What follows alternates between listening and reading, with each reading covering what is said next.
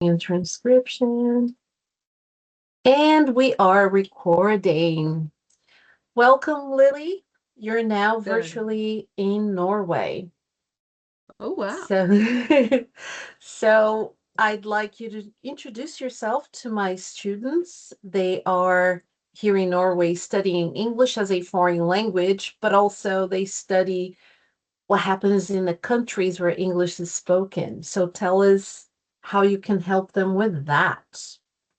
All right. So, good afternoon. It is afternoon here in Georgia. I am in the state of Georgia, which is in the southeastern part of the U.S.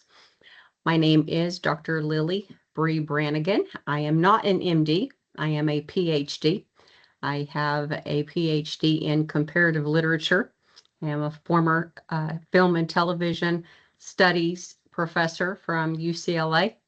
Yes, the land of milk and honey. We're in Hollywood. Yay. And yes, it is as crazy as you've probably heard. And that's what makes it fun and exciting. I am here. You'll see me making movements, what looks like under the table. I do have a service dog who is sitting here with me. He may poke his head up here periodically. I am a disabled veteran. I served in the United States Army from 1993 to 1999. So that is also going to give you a different and varied perspective because I am a female veteran. So fire away. Well, I usually ask my guest speakers from the United States a question that is key to understanding why so many people want to go to the United States and have a life there. The American dream. What is it like for an American to think of this American dream? Do you think it exists? Has it been renewed? What is it like now for you? Traditionally, the American dream had always been the harder that you work, the more that you can achieve. It had also been believed that generally, I'm going to try to speak now. I do have to preface this by saying that I did suffer in years past from a symptom called tardive dyskinesia that affected my speech. So at times I do have difficulty in wrapping my tongue around certain words. The general belief had been that each generation, the harder they worked, that they prepared the next generation to acquire more knowledge, more.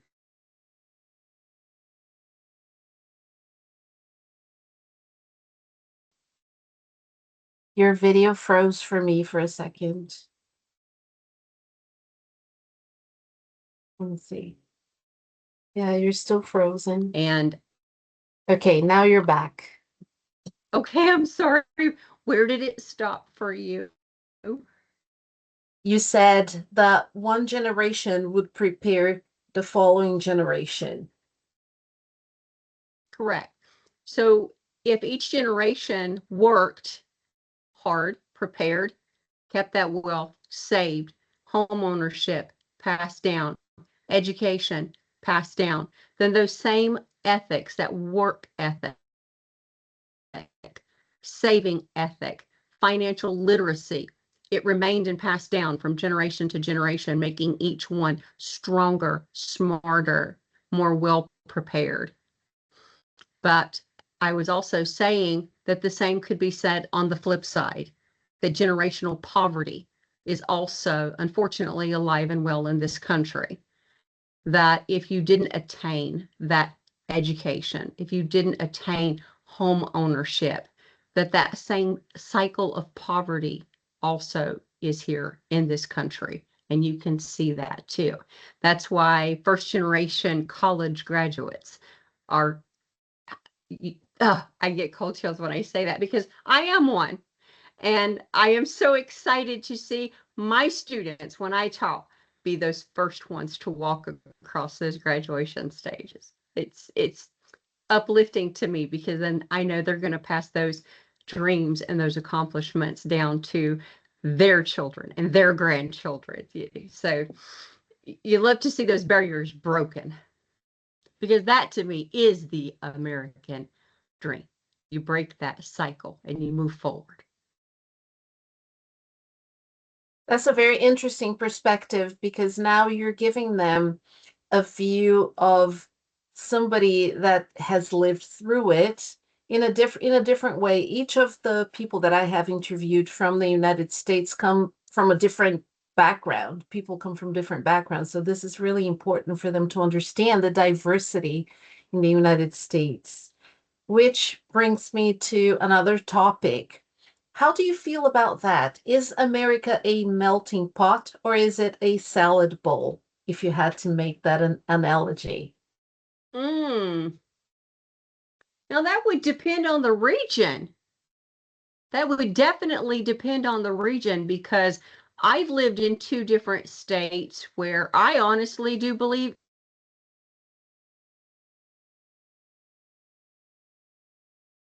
I keep losing you. You're frozen again. I wonder if it's something to do with the internet connection. Frozen to me.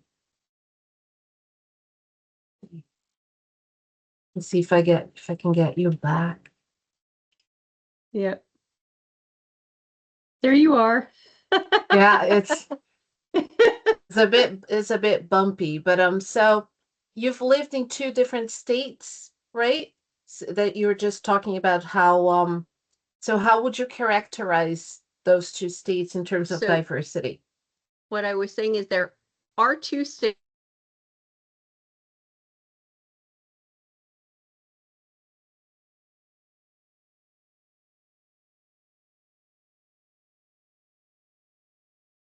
that are different, so many different, whether it be music, food, heritage, everything, music, all of it, art. And even bits and pieces where we call it pigeon or broken English, where they've taken different bits and pieces of each other's languages and made it into, like, we'll say Hawaii. So if I was stationed on the islands of Hawaii, and there is a what we call pigeon English spoken there, where there are bits and pieces of Tagalog, the language is mostly spoken on the islands of the Philippines, Japanese, English, Tongan, Samoan. And if you live on the islands long enough, you'll pick up the pidgin dialect as well as the linguistic slang. And when you get back to the States and you start using those words, people look at you like, what language are you speaking? Well, it's English. But it's a pidgin English that they really only understand on the islands. And I'm sure you know who Eva Mason is, the young, we will say young woman who was our Yes. classic Ms. Regal World prior to my having the title. She is also an island sister. She can hang and speak pidgin just, with the best of us, and she would understand what I'm talking about. How everyone, no matter where you're from, no matter your background, you, me, my son, he's half Japanese. We hang out on the islands and we all fit in because it truly is a melting pot. One of my very best friends from the island and sorority sister, former Miss Hawaii, former Miss USA, former Miss Universe, Brooke Mehelani Lee. If I sat here and tried to break down every nationality she is, Portuguese, Chinese, Hawaiian, Japanese, Filipina, everything. Oh my gosh. And she truly was a Miss Universe because she represented the entire universe in herself, in her beauty, in her smile, in everything she did. Hawaii truly was a melting pot in the way it represented this country. It was not a salad. We have a book that they study called Citizens, but it is adapted. It's an EFL book. So it's English as a foreign language with it comes with certain translations. But one of the comparisons that they made was like the melting pot and then a salad bowl in which people retained their characteristics without sharing so much with the environment. But what you're describing to me, the melting pot is like it really, people pick up on the culture from one Mhm. another. That's fantastic. So I want to ask you about women in the army. I don't know if you know this, but here in Norway, once you turn 18, everybody has to present themselves and say, hey, I want to be in the army, or I'm not interested, but you have to, everybody, not just the boys. It's mandatory for everybody. And how is it in the United States? Does everybody have to So enlist? in Israel, men and women all have to be conscripted for at least a year. There are many countries where both men and women have to serve. In the US, as at this time, it is men only within 6 months following their 18th birthday. They do all have to present themselves to certain government offices. I know that the post office is one of them, and they do have to register for selective service. And that means that if the country were to ever face a conflict where the military needed a great number of soldiers to be drafted, the US knows where you are. So they know exactly where you are. And so that is required for all men. Like I said, within 6 months of turning 18. And then, of course, if they do draft you, you all have to present to the medical boards. That's the very first phase of being drafted. If the medical boards find that you either have degenerative glaucoma, asthma, if there's something that disqualifies you from serving, then they'll send you home. But if there's nothing disqualifying you, then they will send you to basic training. And that's the beauty of equal rights here in Norway is that they want everything, not just the good equal. They want everything, even to take the risks to serve their country. So they're the women here are very strong and powerful in a way that I've been inspired over the past almost 25 years living here. And talking about powerful, strong women, let's talk about the pageant, Ms. Regal World, and how you found it. And it's been amazing to compete this year and share the top three with you. And I was rooting for all of us. I was rooting for you. And congratulations from the bottom of my heart. And you're representing so well the women that aspire to do something for this world in so many ways. So let's talk about the pageant. I did not actually find Miss Regal World. They found me. I was recruited. So I had received a recruitment invitation describing to me the outlines and of the pageant, what the competition entailed, how long it would, last, when it started, when it finished. And that is why I was able to start from the beginning, and be included like yourself in all of the Zoom meetings, where, we didn't meet, some of the women, we didn't meet till the very, very end. And that was why Herbie and I were able to participate in all of the meetings and meet everyone and be able to get close to, so many of you for the entire length of the competition, because we were approached, from the very, very get-go. And then I had known Eva now I did not know she was the classic Miss Regal World. I did not know that because she and I had fallen out of contact for a while, um, due to something that had happened to me, and obviously due to some things that had interfered with her life too. We had kind of fallen out of contact for a while, but I had known her, Herbie and I, along with some other Sash sisters in Florida, had been champions for the Lupus Foundation for many years. And we support, so I am an ambassador for the Invisible Disabilities Association, and not just to raise awareness for my own invisible disabilities, because I am one of those women that feel like when we are inside the disability community, and I hate to have to say it like this, but sometimes we are the ones who are fighting for each other. There are a lot of men and women who are outside that disability community who they're not going to champion for us. We have to stand up and champion for each other. And so I don't have lupus, but that doesn't mean that I'm not going to get out there and do the walks and raise awareness and fundraise and wear purple and, shake my fists and rally and yell for them when they cross the finish lines. And it also doesn't mean that I'm not going to attend the memorial services when I lose someone that I cared for too, because they meant something to me and their families are still here. And I made friends with their families too. So, and I also raised an autistic child. So I'm going to be there for my entire disability community.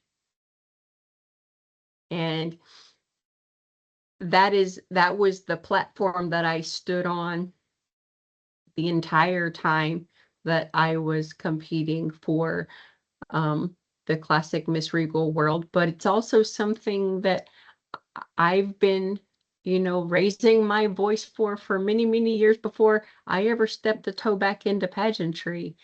So sash, crown or not, I'm not going to stop doing that. So if this crown were on your head, I would still be doing lupus walks and I would still be, it wouldn't matter to me. So. And I think it's been fantastic to know what each of the queens were doing. So I feel like we can share and learn about each other's platforms. I think it's really important. And so you just had an interview with Global USA TV? I did not. Was it Rupa? Mickey and Rupa. Okay. Yes. And I think we all, like, when we get together, like in the Zoom calls, I remember each time I learned something new about somebody. So it's like, even though we are in different continents, we still got to know one another, and we probably wouldn't have met if it weren't for the pageant being online. So I feel like it was such a blessing to get to know everyone. I know. I mean, this was something that blew my mind. So, you and I, we're Gen Xers, and I loved Queen. I grew up listening to Queen. I loved them. Did you know that Chloe Ching interviewed Brian May? Was he in the band? He was one of the founders. He's their lead guitarist. Okay. I always thought of Freddie Mercury, so Right. it's like I didn't know the names of all the others, but I knew the music. I grew up listening to the music. They he was the one with the long spiral curly hair. And she has, for such a short life, she has so many stories. I just love chatting with her. She's such a sweet girl. So, and how would I have met her? All the way across the ocean. Yeah, I feel like the platform being online, it brings more possibilities for us to meet more people. And Mm-hmm. so I really love that you having a background, having a doctorate in comparative literature. Is that what you said at the Yes, ma'am. beginning? Yes. So this year my students are studying social studies and the political aspects of the United States and English speaking countries, but next year they're going to go more into literature. So what tips would you give them? Which authors are they have to know, these authors? So that would be a beautiful question that you happen to ask today. So March 25th internationally is Tolkien Reading Day. So J.R.R. Tolkien Reading Day. So there's one reader or one author right there that I would advocate strongly for. And of course, he's not an American. He's a Brit. I don't care. He's fantastic. And the reason why March 25th is Tolkien Reading Day is because if you've seen Lord of the Rings, if you've read Lord of the Rings, if you know the story, March 25th historically is the day the Ring of Power was destroyed. So, kaput, it's gone now. So we're all free of all that evil. It's beautiful. So today is a day that most Tolkien fans, Lord of the Ring fans, will go and read some of their favorite passages from the books, or they may go and watch some of the movies and films, especially the scene at the end where the Ring of Power is destroyed. And of course, one of Tolkien's older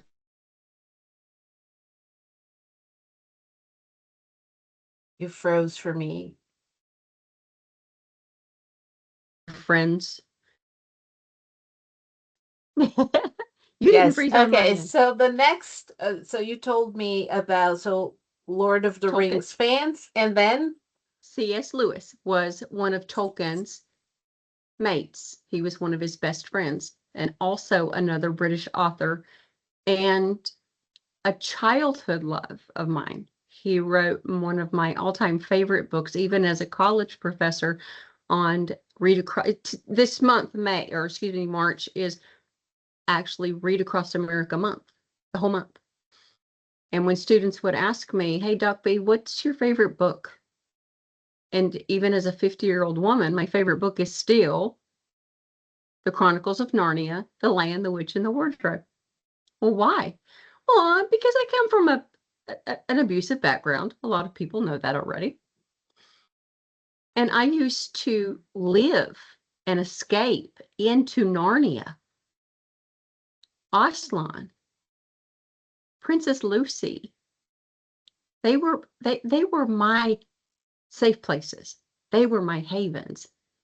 When you love books that much, and when someone has developed a world that you can escape to and feel safe in, that's a great writer, you know? And you just feel so at home there. I still feel at home there. So from a child's book, and I know your students are older, children's literature, of course, would be Lewis. Adult literature, then we go into Tolkien. If they're fantasy readers, if you're wanting to look into a perspective right now and look into the United States and more into social studies, with a cinematic film coming out very soon, is Animal Farm. Animal Ah, Farm. Yes, I read Animal Farm when I was 15, but I remember not understanding it well enough until I had a talk with my father about what it really meant. So yes, great one, Animal Farm.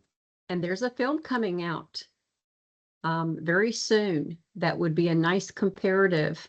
Because I don't really think they've done a good job with any films. And as a TV and film, actually what I taught at UCLA was adaptation to film. So taking literature and teaching students to take already published literature and adapt it into film and television, or literature that they wrote themselves and edit and adapt it into film and television and present it. So Animal Farm, so Orwell, uh, uh, he very controversial. So now you don't have to worry about, I'm not sure how Norway is about book banning here in the US. We've got several states here Oh who no, like to we at my take, school they read a couple of years ago, they read Toni Morrison's The Bluest Eye, even though it's been banned in different places, but not in Norway. So I talked to the principal beforehand, but yeah, so they're very open-minded. so you know that in this, when I used to live in Florida, You want to talk about banning? I was banned from volunteering in many Florida public libraries because I demonstrated at the state capitol because they were trying to ban Toni Morrison. And they did. They banned Beloved and The Bluest Eye in the state of Florida. She is a Nobel Prize winning and Pulitzer Prize winning author. And from a child who came from child abuse. The Bluest Eye was one of the most important pieces of literature I've ever read. And she says that the soil, flowers don't grow well, right? That to me screamed, it's okay for you to leave where you grew up. It's okay if you're not meant to stay here. It's okay for you to leave and go plant your roots somewhere else where you are loved and supported and you grow well somewhere else. It's okay, baby girl. You can go run and blossom somewhere else. That's what she spoke to me. And you know, I did. I left that toxic environment just like what she told me. I listened. And that's what books like that, even if you didn't go through what the characters in those books went through, those kinds of stories teach their readers empathy. Toni Morrison, Alice Walker, those women were some of the most fantastic female writers of their time. I'm still in awe of there are books that I've read over and over, like Paradise by Toni Morrison. I read The Color Purple when I wasn't ready for it when I read it, but when I saw the first movie that came out, and then I went back and read the book again, so then I could totally understand that reality. In poems, they have studied Emily Dickinson's poems, and I keep telling them Emily Dickinson nowadays, she would have been one of those girls who doesn't have a boyfriend, but there's a story there. Yes, yes, there is. You should watch the Apple TV show. There's definitely a story there. It's a great story, though. It's kind of funny. It's kind of funny, but there's definitely a story there. I love her. A lot of folks don't know that Victor Hugo, who was a French, well, most people know him as a French novelist, was actually France's state poet. And he wrote the first poem to ever make me heave in tears. Like I could not actually pull myself together. I was crying so hard. But you have to read them in French because the English, they don't translate well. I know we're doing English as a foreign language. I don't know how many of your students speak French. No, at my school we don't have French. We offer Spanish and German, and they of course have English as well. Mhm. Well, they have Norwegian and also Nynorsk, which is they don't like it, but they have to study it. But there's so much that they learn from translating from language to language. And but no, they don't have French at our school. Okay. So French is one of the most beautiful sounding languages besides Portuguese. I have a thing because Portuguese is but Well, you're Brazilian, right? yeah, yes. So I just Not that you're but biased at all. but yes.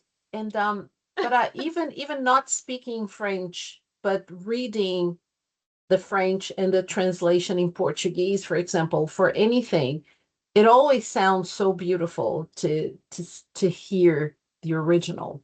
Mhm. Yes. I want to talk about English as a lingua franca when you were in different countries. How did Mhm. it work to talk to people who perhaps did you always use English as a lingua franca, or did you use French, for example, or do you speak other languages? How did it work? So when I travel to Mexico, I speak Spanish. When I traveled to Korea, I spoke Korean. I was a Korean linguist in the army, so why would I? I mean, why would I? Why would I go into someone else's country and I learned Korean on purpose?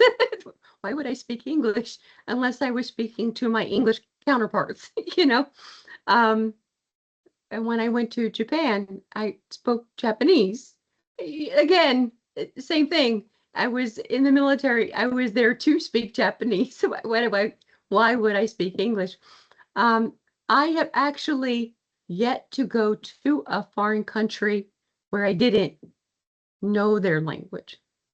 Now, if this year I attend that fashion show in Portugal with the Regal World Queens, I do not speak Portuguese. But if you speak Spanish fluently, you're halfway there. You're Okay. there. Like in 6 months, if you I swear to God, if you in 6 months you can teach yourself Portuguese. Well, I Yes. lived in Orlando, Florida, and there are lots of Brazilian people who live in Orlando. So I could pick up, I knew the differences between, of course, I knew the difference between, Spanish and Portuguese. So, like, if I'm standing in line at the grocery store, I could tell if the people behind me, you know, were Colombian or Brazilian, but I'm not going to eavesdrop on somebody else's conversation unless it's funny, you know. But languages, they've been my passion for the longest time, but I never expected that one day I would be living in Scandinavia, and languages such as Swedish, Danish, and Norwegian that to me, growing up, I just thought that was just one thing whenever, but now I can Oh, differentiate between them. do And you speak? it's Do you speak the Norwegian? I speak fluent Norwegian. Okay. I can read and communicate in Swedish and Danish as well if needed, but I'm really fluent in Norwegian. But those languages, once you start going into the world of language, you just Mm-hmm. don't want to get out of there. So you get me since you speak languages as well. But Japanese, would you, if somebody wants to learn Japanese, because I often hear my students say, no, I don't want to learn English. I don't want to learn Spanish or German. I want to learn Japanese. Would you say that would it be easier for them to learn it phonetically first, or would it be easier for them to learn the alphabet and the symbols simultaneously? Okay, so Japanese technically has kind of three alphabets. Okay, so you have a hiragana and a katakana. The katakana is kind of the girls used to use a katakana as almost a secret alphabet. They used to write letters to each other, right? But they still use it. And what a lot of people do not know, and no, actually, a lot of people do know this. So Korean and Japanese, they use a lot of Chinese characters in their writing, newspapers, advertisements, even books. And if you're going to learn either Korean or Japanese, you do need to commit about 2,500 or fleet of 3,000 Chinese characters to memory just to be able to read and go out. Even in restaurants, just going out and about in Japan and reading, you need to know those Chinese characters. So I would say reading is a very important component. Phonetically, it's easy. There aren't that many sounds. To be honest with you, there are fewer than English. So Korean and Japanese have fewer phonetic enunciations than English. So I would say reading would be more important to start with.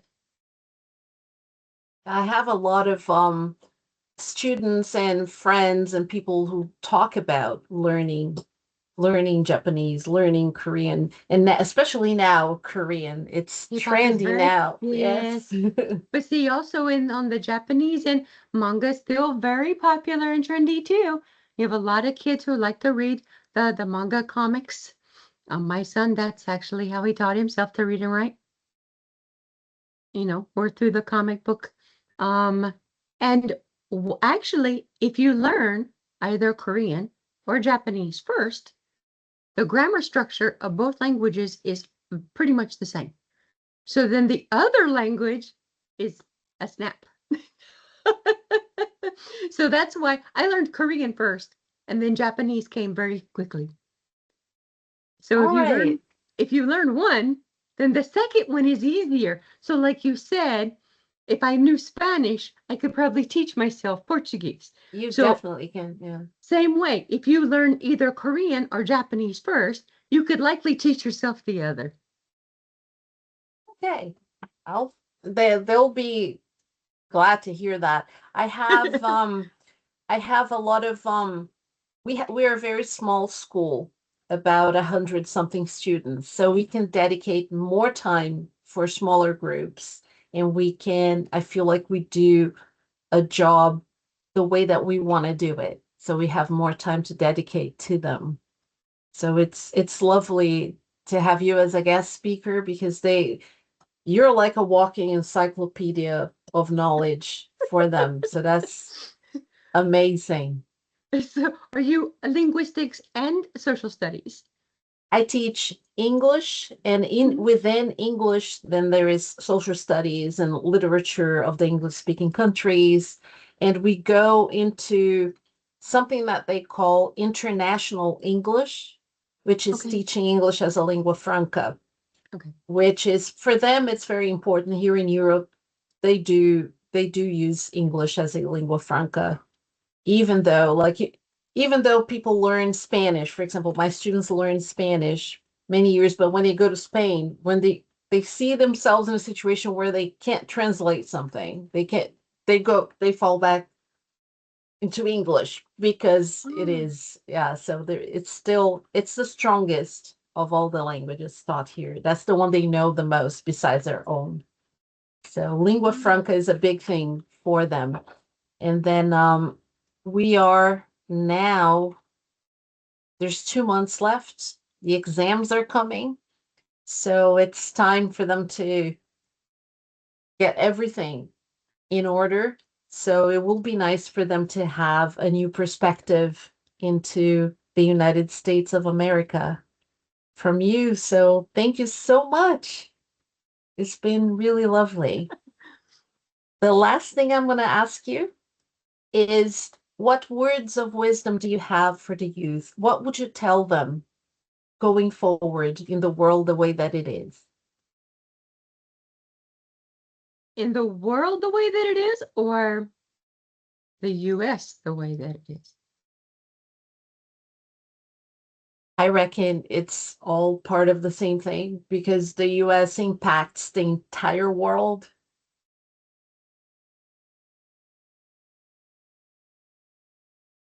Number one, and in your part of Europe, I'm sure I don't have to even say this. Always have your passport ready, male or female, working, planning on an education, no matter what you plan to do when you move forward. That savings and having a nest egg that no one touches, not mom, not dad, not a spouse, not a boyfriend, not a girlfriend, yours, and yours alone. Okay? Work on that nest egg so that no matter what happens to you, to your family, that you always have something to protect yourself with. I've I can't tell you how many times I've had to fall back on a savings plan to pull me out of a tight situation. Those things are so important. And I learned something over the weekend that I'm going to call back on. I went to a women's veteran summit in Atlanta. It was a national summit. And this woman was talking about at the end of her career, right before she retired, she was a recruiter. And she was telling her recruiting staff, and please don't take this as a sexist thing, but you have to remember who she's talking to and about.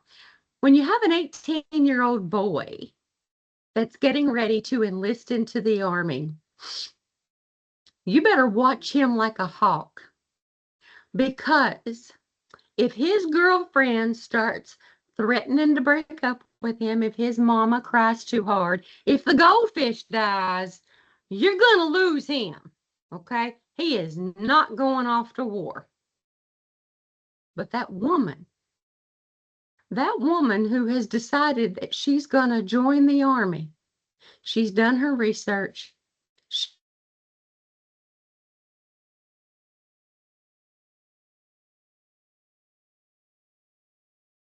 I heard you up until you said she's done her research.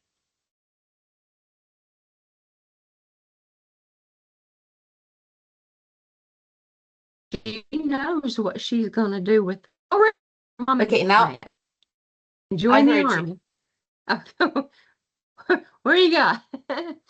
Okay, so I heard what you said about joining the army. That was the last part of what you The said. girl.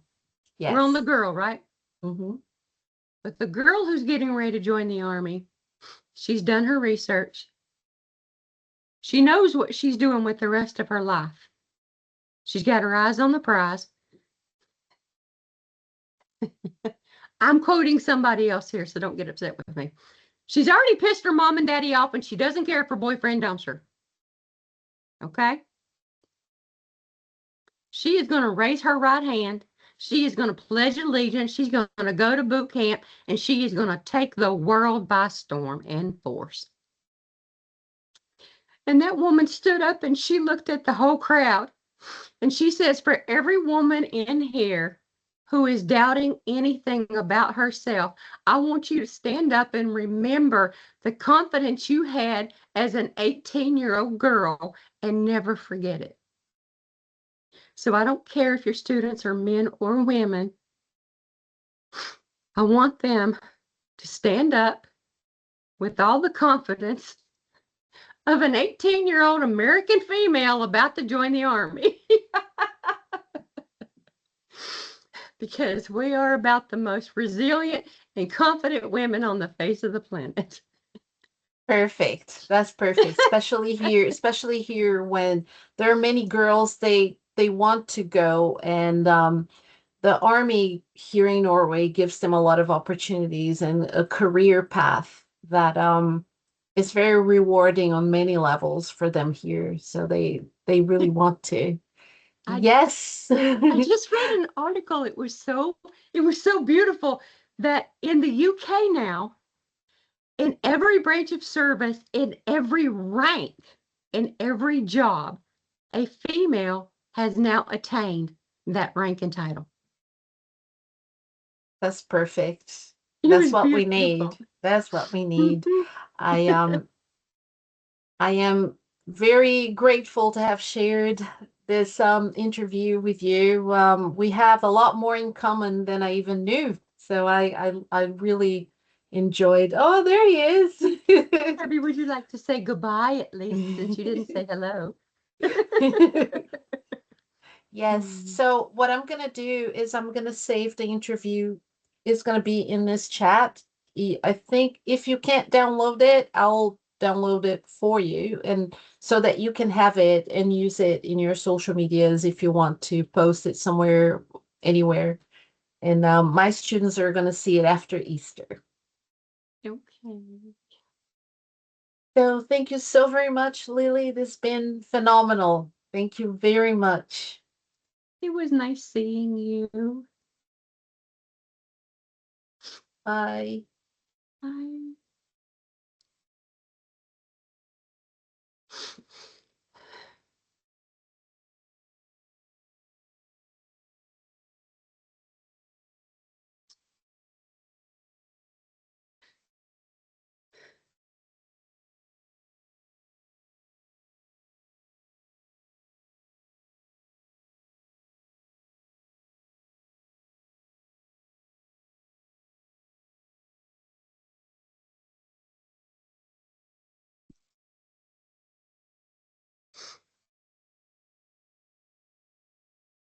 Hey, Harry.